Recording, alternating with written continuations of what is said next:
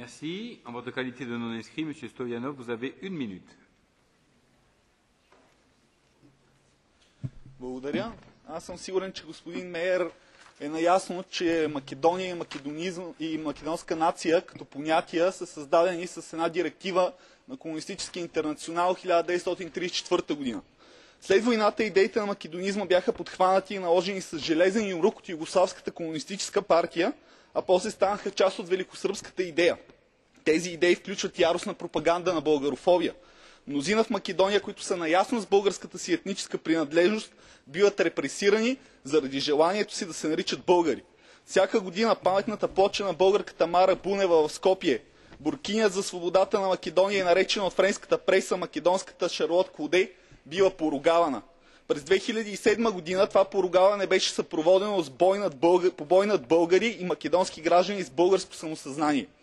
Крайно време е македонското правителство да обуздае българофобските изпълнения, защото за такива изпълнения няма място в Европейския съюз. Благодаря за вниманието. Merci.